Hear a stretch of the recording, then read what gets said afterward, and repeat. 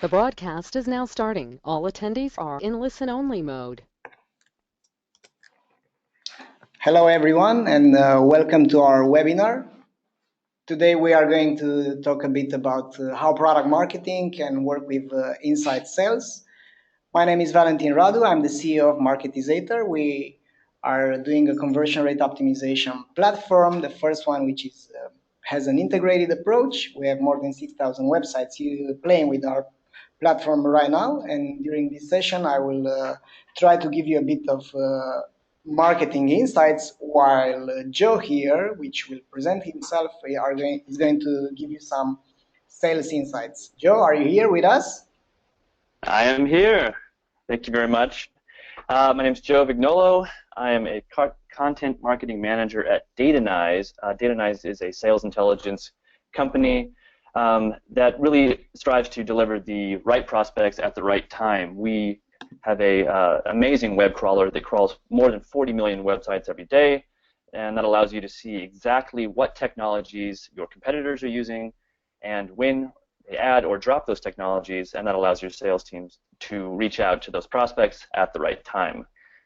So yeah, I'm hoping to provide some great information about storytelling and how marketing can help your inside sales teams.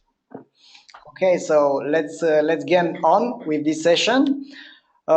These are the five bullets that we have in our presentation for you. The first one is going to be how to create situational scripts that help inside sales to challenge the executives, and we all know that it's becoming a mission impossible these days. The next topic is what is the easiest way to address loyal customers and to increase retention. How to combine sales and marketing efforts to focus on the new complex buyer's journey, and how to embrace storytelling and email tactics to increase conversion, while at the end, how to create a one-on-one personalized experience for prospects. So I will be the first to start. I've seen this approach that Time Doctor has, how to create situational scripts that help inside sales to challenge executives. And you can see here that the approach that Time Doctor had on Freshdesk was very interesting and out of the box. We are going to analyze this a bit. The end of this story is that actually Freshdesk started to use Time Doctor. And as you can see here, this approach grabs the focus. And if we go deeper into understanding what actually grabs one's focus, we will find out that we have these hormones which are in our source.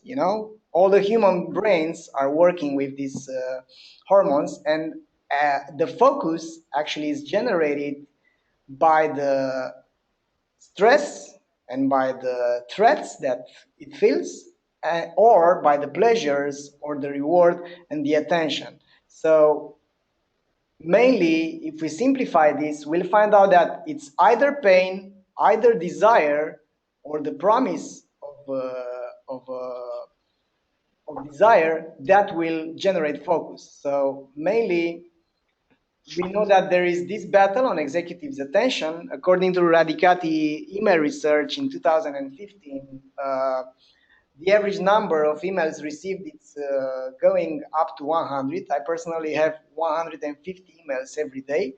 And the ability to read any email which is from a sender which is unknown to you is becoming a very hard thing to do. So mainly what we need to take into account is first that it's a battle over the executive's attention, and second, that the attention is being triggered either by the pain or the suffering, or either by the desire. So this will generate the emotions. So we have here four things to consider before hitting the send button. One is the subject, the pink cow for the target's mind. And maybe you all know the story from Seth Godin. You never expect to see a pink cow while you are driving. So mainly, if you don't expect it, that grabs your attention. And if the subject line, which is, I think it's crucial, grabs your target's attention, then you can go to the next step, which is where you should ask yourself if the first paragraph delivers instant dopamine or norepinephrine to your target's mind. Are you taking into consideration that this email is between hundreds of emails that are shouting buy me or click me or do this or do that? And then what you need to take into consideration is the medium, which is very, very important. So what can I relate to in order to start a conversation with this executive? So his personal approach on life, you can chase him a bit, you can spy him a bit, and you can find out things.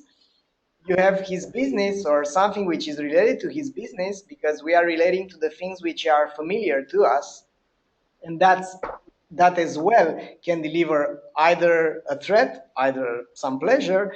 And third is the content consumption habits of this person. So if you can see his LinkedIn profile and if you can see what is important to him, you will have a personalized approach. But it's not that easy. So that's related to the cost per acquisition per customer that you can afford. So you cannot do every time this personalized approach, and Joe is going to show you a bit later about this thing. So to sum this up, attention will open you the door, but the follow-up will close you the deal. So mainly the attention is the first part that we have for uh, in our funnel. Yes, so is the door opener. And the easy now we will jump directly to the next topic, which is the easiest way to address loyal customers and increase conversions. First thing is that you can't improve what you don't measure. So thank God I don't have a problem with my weight, but I'm looking and I'm seeing that sugar and all these bad habits of food are actually coming to Europe as well. So mainly, if you want to lose weight, the first thing to do is to monitor your weight. So you cannot improve this unless you know what you need to improve. So that's what's happening with product marketing, and that's what's happening with loyal customers as well. And I'm going to talk a bit about the three funnels, which I think are the most important in product marketing. The first thing is the acquisition funnel. The acquisition funnel has the first step, which is attention, and I've told you a bit about it while before. So first, if it's an email, then it needs to stand out. If it's a banner, it needs to stand out. If it's an ebook, it needs to stand out.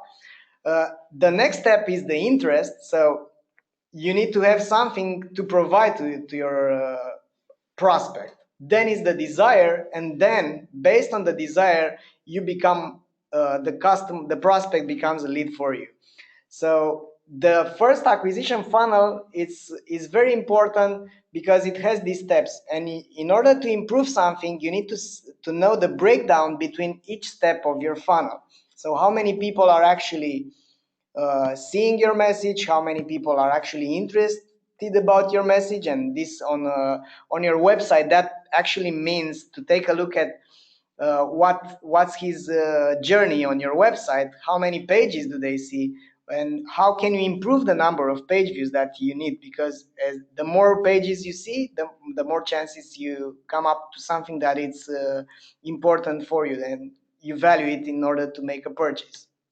And then of course after the desire comes, you need to close it properly, and that's where A/B testing comes into place, and that's where web personalization can deliver you better results. The next funnel is the activation funnel, which has more to do with the support, with the onboarding, and with the metrics which are a bit harder to monitor but not impossible. So first step here is, okay, you have the acquisition, so you have a prospect. Let's say you are doing a trial on your product. Then the next step is how many of them are activated. So how many of your people are actually taking the first step, and how do you define these active users? The ones which are staying 5 minutes, or the ones which are doing the first step. So here is important, and you need to track it with your any kind of analytics that you are using. Then is the usage itself. On our side, we have, for instance, an activation funnel which takes into account how many people are actually starting to use our product, how many people are doing their first experiment, and how many people are actually doing an active experiment and generating results. Because if you don't have an experiment, you don't have a customer. So mainly that's a very important funnel that needs to be taken into account. And last but not the least, is the loyalty funnel or the retention funnel. So we have customers which needs to become power customers. Yeah. How many sessions per month? How many experiments? How many parameters which are actually showing you how involved and how engaged that customer really is? Because if he's not going to be engaged, he's not going to pay eventually for your product, because he's not taking the uh, the juice out of it. And then you need to turn that power customer into a raving fan. And in order to transport, to use this chain reaction from customer to power customer and then to raving fan, you need to monitor all these KPIs, and you need to have a proper strategy in order to improve them. But as your resources and time gets more limited, you need to do the first things first. So you need to see all the funnels, you need to see all the dropouts, and you need to find out where is actually the problem in your performance in order to achieve growth. So mainly to get somewhere, you need to focus there. So you need to focus on where you want to go. And in terms of loyalty, we have two KPIs which are really, really crucial. And in this graphic, you can see the relation between the Net Promoter Score and the customer lifetime value. So as we can see here, the promoters are having the highest lifetime value. So in order to improve the lifetime value, in order to improve the retention rate, you need to make sure that these customers are satisfied. You need to make sure that these are understanding your product's benefits. You need to make sure that you actually have a constant target into improving the Net Promoter Score, which we are monitoring, and our software actually empowers marketers to monitor it constantly. And based on this Net Promoter Score, you can come up with a different strategy than without taking this into account, because it's not only satisfaction, but it's actually the willingness to promote a product, which is important here. And in order to focus, so where your focus could be, so if you segment your database of active customers based on the Net Promoter Score and based on the lifetime value, you will see that the focus is more important to put on detractors than on the passives, and on the lifetime value, which is medium and best. So mainly first things first. Yeah, it's the Pareto's law. So you need to apply the 20-80 rule and to focus where you can actually improve things, because you cannot if you have more detractors than promoters, or based on your NPS, you maybe need to fix something so that people will not vanish from your database. Or if you have lots of promoters, maybe you can decrease your cost per acquisition per each customer by over delivering to them. So mainly what you can do is to identify the ones with the highest Net Promoter Score, and only for them to prepare a marketing campaign in order to over deliver, rather than giving a 5% for everyone. So I think the personalized approach, and I think the data-driven strategies are the ones which are going to win in such a tremendous and competitive medium that we have over here. So mainly it's if you are doing things on the right way, you are getting only mediocre results. If you are doing outstanding things, then you will have good results. So I think that's what's happening into a competitive world. So three useful question to sum up. What is my product's amplification plan? Am I over delivering to my customers so that they can become fans? Am I constantly monitoring the Net Promoter Score increase, and the fact that the NPS increases the lifetime value of my customers. So these are three useful questions that you all need to think about it before taking any other action. And I think strategic approach is more important than tactic approach. It's like having a clear vision about your product's roadmap and your product's performance. And my last topic here before handing the microphone to Joe is how to combine sales and marketing efforts to focus on the new complex buyer's journey. And I'm going to show you a bit about how we are using our own tool and our own exit intent surveys with logic branching so that we can grab more qualified leads. So here we are doing a survey where we are asking visitors what a conversion means to them. Based on that, we are triggering a personalized experiment. So mainly for the e-commerce, we are having a different approach than we have for lead generation websites or for blogs or publishing websites which are looking for more subscribers. And based on that, we are actually the first and only platform in the world which is mixing the surveys with lead generation techniques. Based on that, we've been able to show off this thing and then treat each buyer persona differently. So in this manner, the leads are actually so qualified that the guys from the sales can process them based on that, can prepare materials which are suited for e-commerce, because we've made a test and to see if we can put this into the form, into the passive form of the landing page, and that turned out to be too many fields to complete.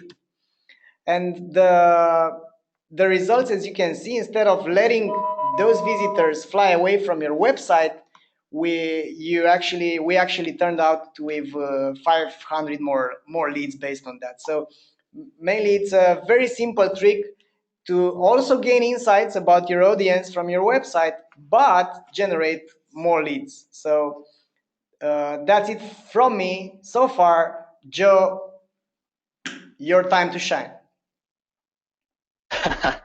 Thank you, and I mean that was a lot of useful information, and I really appreciate you having me on today.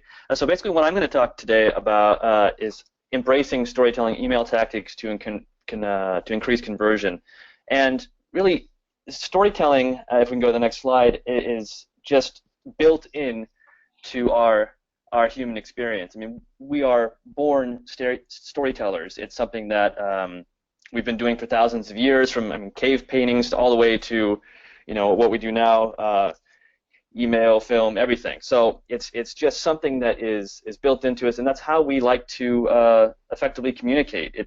Ideally, you're using the storytelling to tell your story's brand and telling your brand story, and to evoke an emotion, ideally an affinity for your company's product. And why storytelling is really important is that it increases retention and comprehension. It's just the way that we are able to really grasp concepts and grasp information.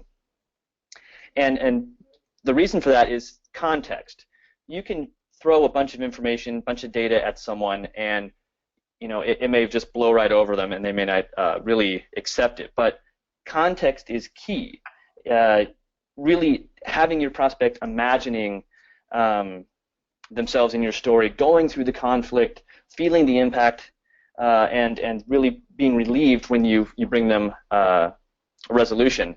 And it appeals to logic and emotion through your story. You're able to really to evoke emotions within your prospect, and as we said before, that's how you can grasp someone's attention, and that's how you really can get them to become a fan of your product, become a fan of your company, build rapport, connect personally with them, and from there usher them down your funnel and hopefully into conversion. So you need three basic things to build a great story, and this is anywhere from writing a novel to writing a sales email. This is something that you can use to really lay out a great email to one of your prospects in a storytelling format. So three basic things: the situation, the impact, and the resolution. And this is a good graph from Gartner that illustrates what I'm talking about. It's a natural progression of a story and really a template that can be used to create your own story-based outreach. And if you look at the picture, you can see how a story progresses. The suspense increases, and you're giving a resolution.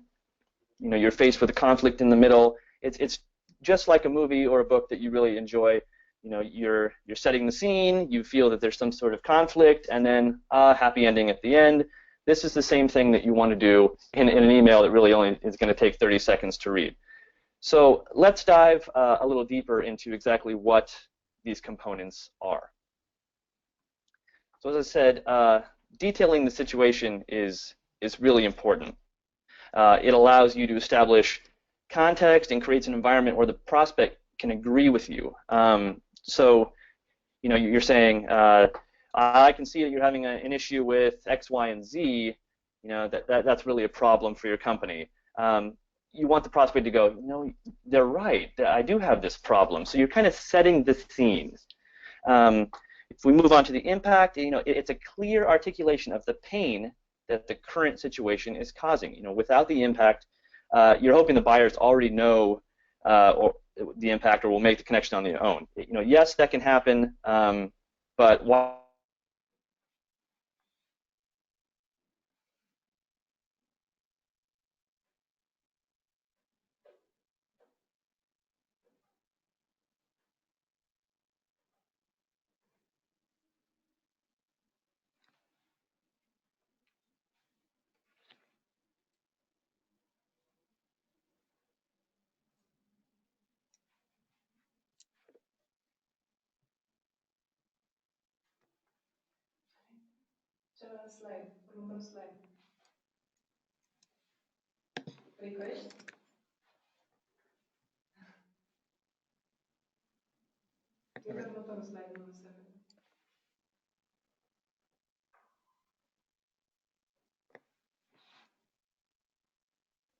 That your features offer.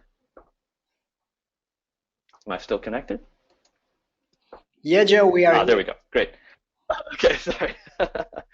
So yeah, the resolution is really important because it's where you can show that you've solved all of your prospects' problems. And let's look at an example because I know this was a lot of very high-level concepts here, but here's how you can form a storytelling email.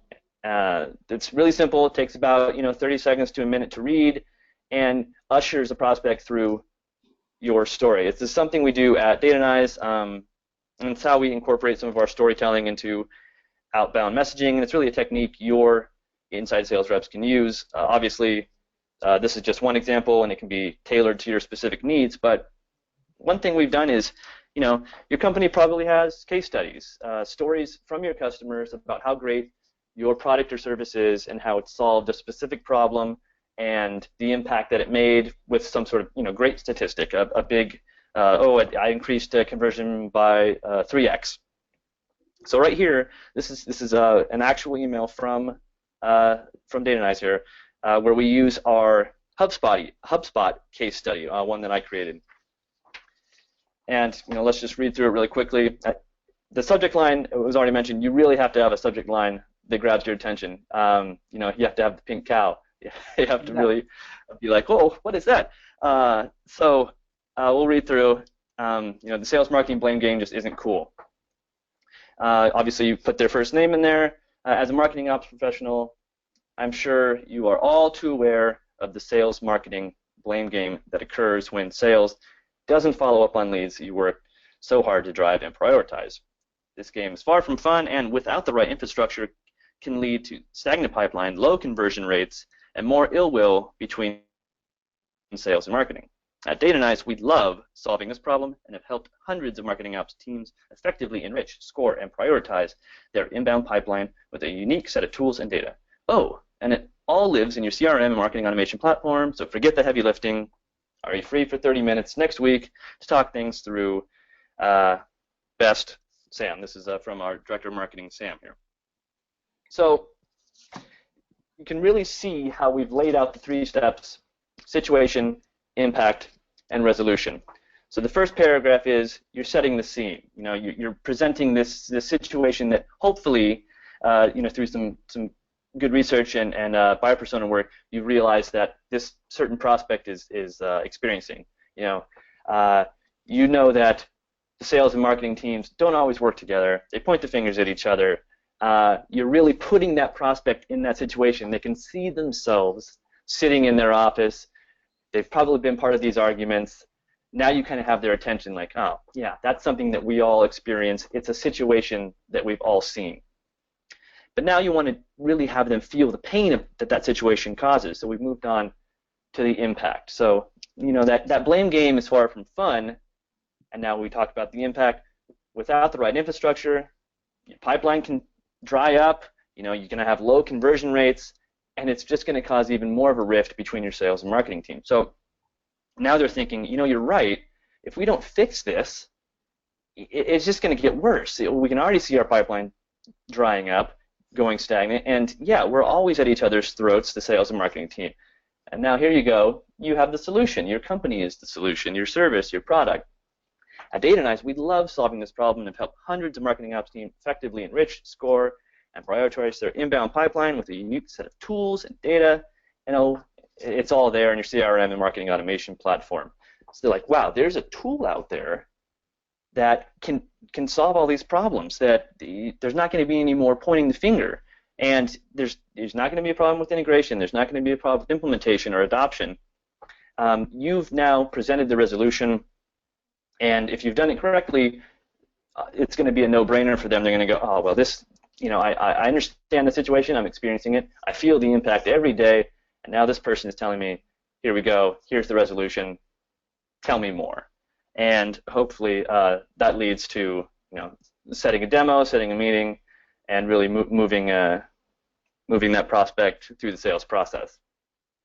And we want to talk now more about creating that one-to-one personalized experience for prospects. And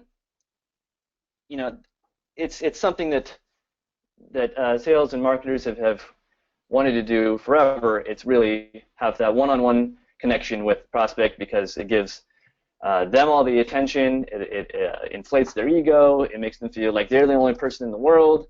But in modern times here, if you're really trying to do this at scale, it's pretty hard, and just to have true personalization, true one-to-one personalization, it's just unfeasible.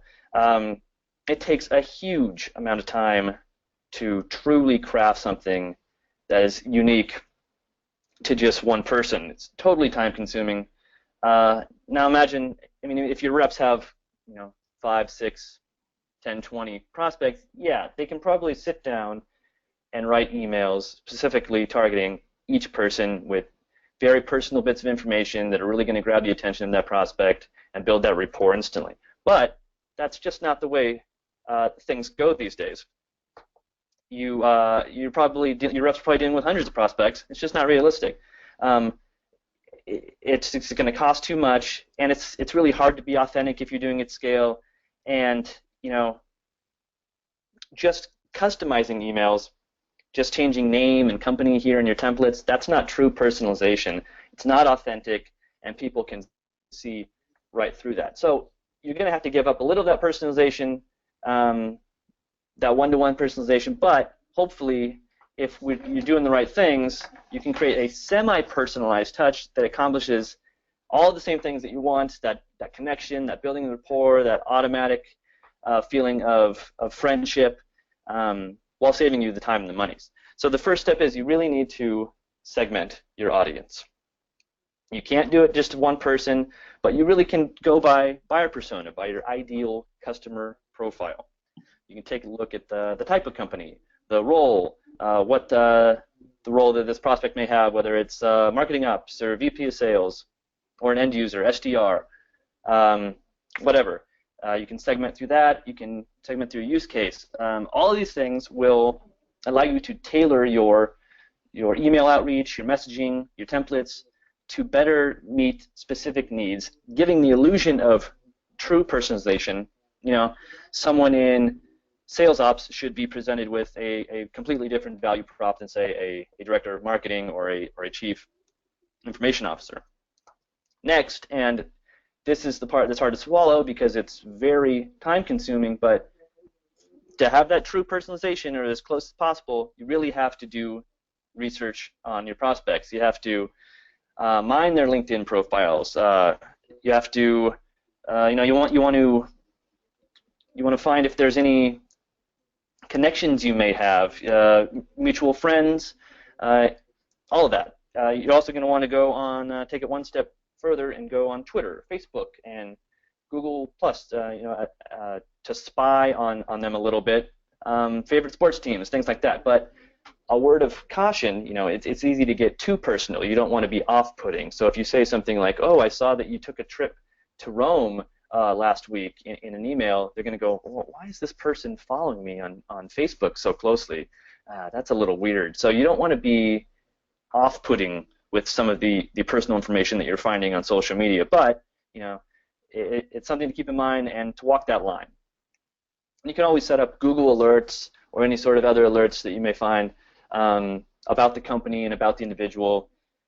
You may hear about mergers and acquisitions or product launches, but more on that in a moment. So what do you do with all of this research that you have created? We're going to be creating something called snippets. These are little sentences or words or phrases that apply directly to a specific prospect. So when you're building out your email template, these snippets will populate some of the variables. And all of this information, all of this shows that you're doing your homework. And it can really make a form email, a form letter, look like a one-off created just for that person. So you're giving the illusion of that true personalization. Things like where they went to school, or like I said, if you're mining LinkedIn, you may have mutual connections. That's a great way to connect with someone and say, hello, you know my friend so and so at this company.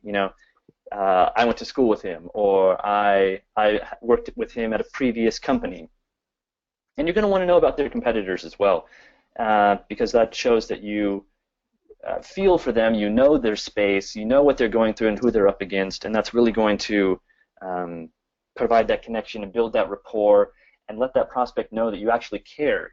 You're not just trying to throw a product at them, you're trying to solve a problem and how to and allow them to compete more effectively within their space. And so you're going to put these snippets of information, these little things that you've collected through your research, into a spreadsheet or into custom fields in your CRM or your outreach solution. And another really specific thing that you need to do, and this is something that I mentioned when you're segmenting your audience and building out buyer personas, you're going to want to give different value props targeting specific customer profiles.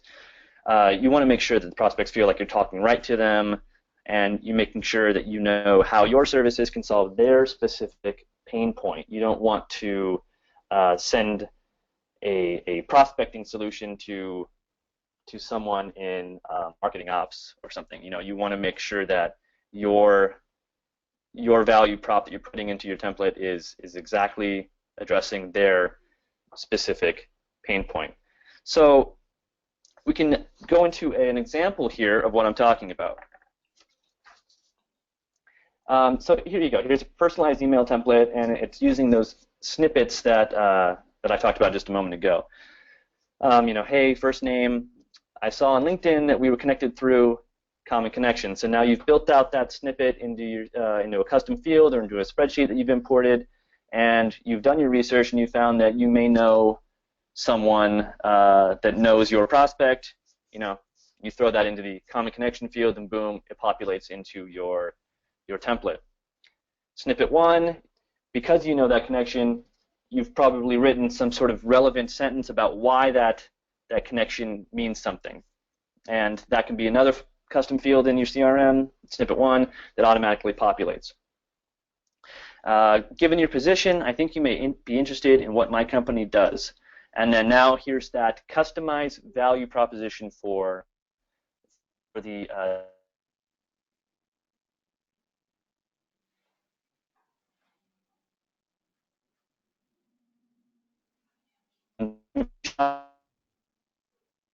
you may have and how it affects a specific pain point for a certain role or a certain company. Here's where you put in that unique value proposition that you've created beforehand. We've helped, now you have their competitor, you've done that research, you know who they're up against, and hopefully you have some sort of results that you've had if you've been working with that competitor. And we'd love to help your sales rep, and now you bring back a colleague's name that you found on LinkedIn to get the same results. Do you have time to connect on this date?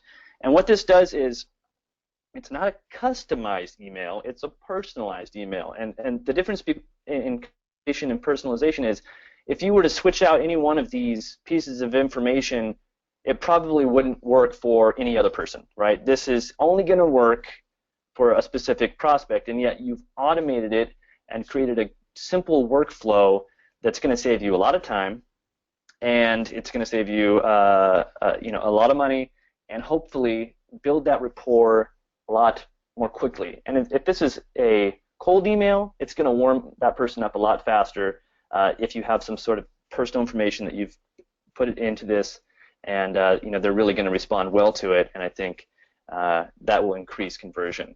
So in wrapping up with just a little research, some good buyer personas, and these snippets that you've done through that research, you can build a semi-personalized email that will connect with prospects, show them that you care, and that's really important. Show them that you care. Why are you reaching out? Is their problem important? And really, how can you solve that problem? And show that you've done enough homework, and ideally, you have freed up time for your reps, and with a personalized approach, it should really benefit your process. Cool, Joe. So if you allow me to interrupt a bit, I think it's what have we talked about here. It's mainly common sense, but it's applied in our world of technology and our product marketing. But it all comes from common sense. So you need to find the common points that you have with your target, and then use the technology and all these things that are around us so that you can grab their attention, you can show off your story, and then you can present your solution in a positive manner. So although it may seem complicated, I think it's really easy to do if you're focused on this process, and if you mind all the details. And I really love those snippets. Actually, it's not that I love them. We are going to use them starting next week. That's good. Yeah, and it does seem complicated at first, and it does require some research and some time. But if you really want to create that personalized approach, and really that's the way you're going to connect with people now. People, like you said, get hundreds of emails a day. If there's not something that really connects with them and grabs their attention and shows that you put in the effort to get to know them, it's going to go right into the trash. So invest a little bit into the research beforehand, and it's going to pay off in the end. And this is, you don't want to shotgun spray 1,000 emails out to people. You're going to get a horrible response. If you really target and personalize, although it's going to take a little time, your results are going to be much better. Yeah, that's right. Cool. So I think we are at this chapter where you should click here to add text because we are at the questions section right now. So if you have any questions for us, please do put them to us.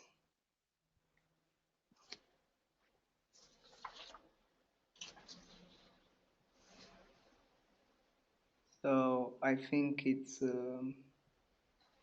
I think the questions are turned on. Hopefully, GoToWebinar is a thing that I've understood how to use.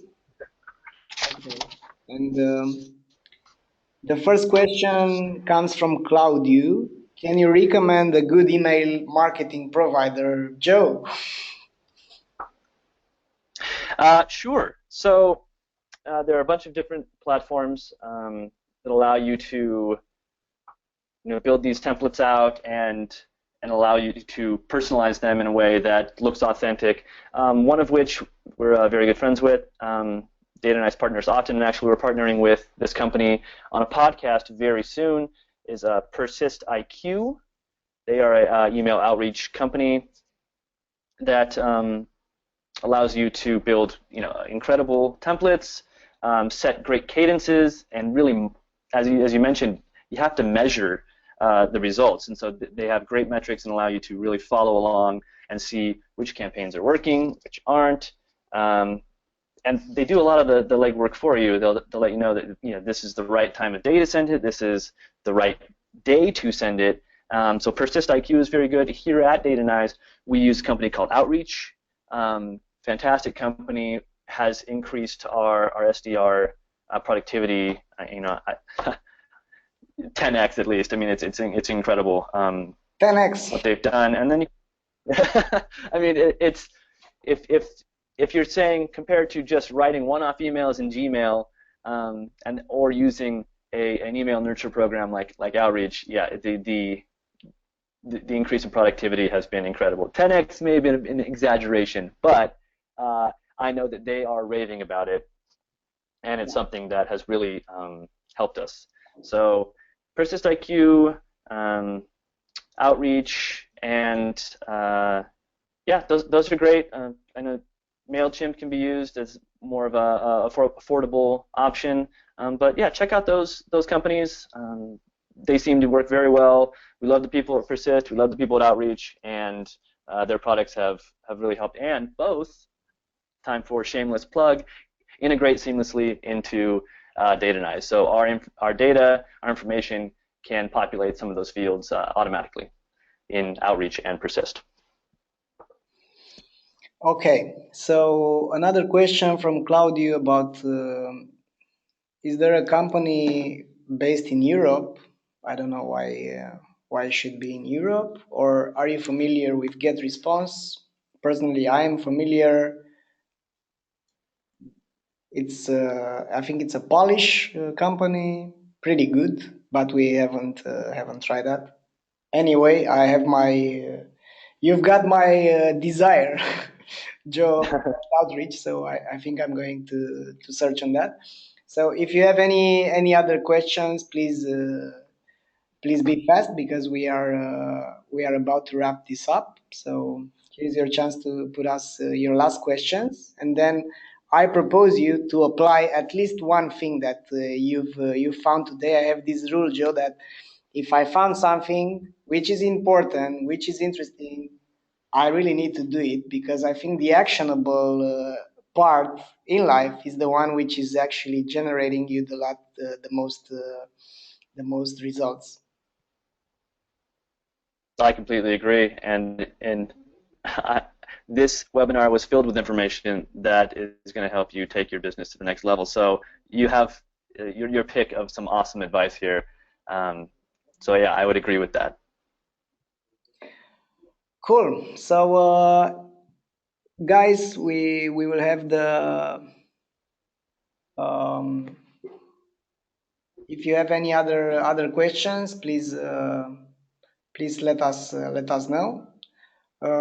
Joe, how can you be reached? Claudio asks for a way to get in touch with you. So Sure. I mean, you can reach me at my work email. I'll throw that out there. It's jvignolo@datanyze.com. That's jvignolo@datanyze.com.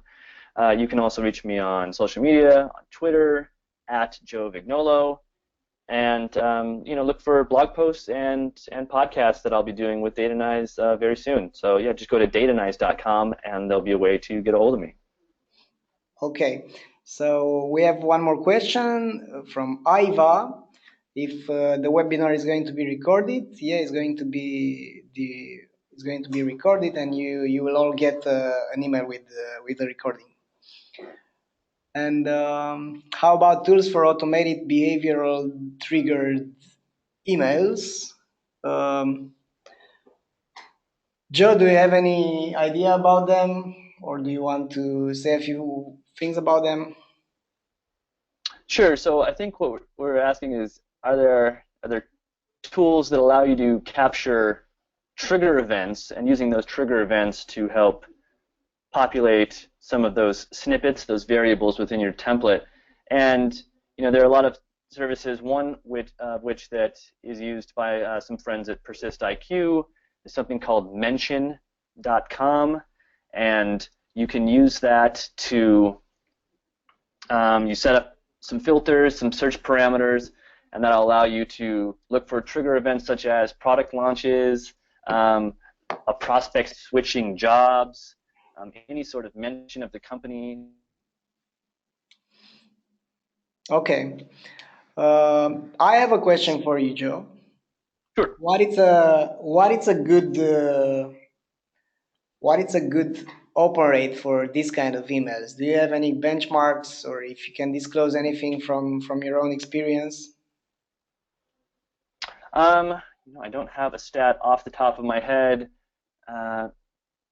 but I think what's the open rate for just a normal form letter that just changes out first name, like "Hi Joe" at the top of the email? I think that's something around like 5 to 10%. But with a level of personalization, you could possibly increase that, and I've seen this happen up to 30, 40 to 50%, and that's, I mean, obviously an incredible increase. Realistically, probably something around 20 to 30%.